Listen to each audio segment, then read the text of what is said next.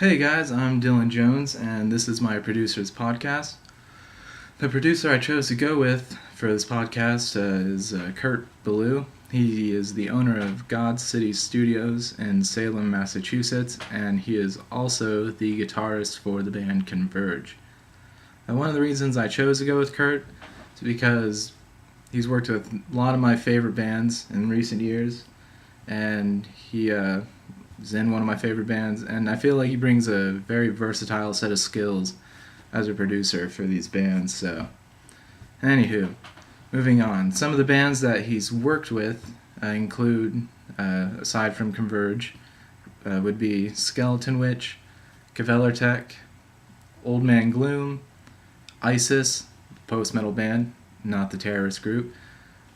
He's worked with Cave In, Baptist, and just many other bands. He works with a wide spectrum of bands within the metal genre, so he's not really one genre dude, which is pretty cool to see. Some of the highest selling albums that he's worked on as a producer for would include Converge's 2012 album, All We Love We Leave Behind, which in its first week placed at 69 on the top 200 and sold 6,400 copies.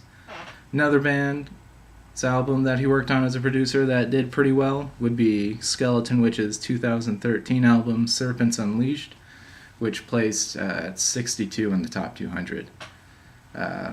So, one of the reasons I think a lot of these bands go with Kurt is because he's able to capture that kind of live essence on record. Great example would be previous mentioned Serpents Unleashed album from Skeleton Witch.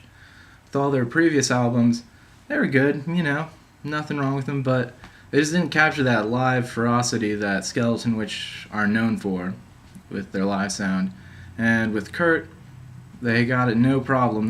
That's one of the just nastiest sounding records I've heard in quite a while.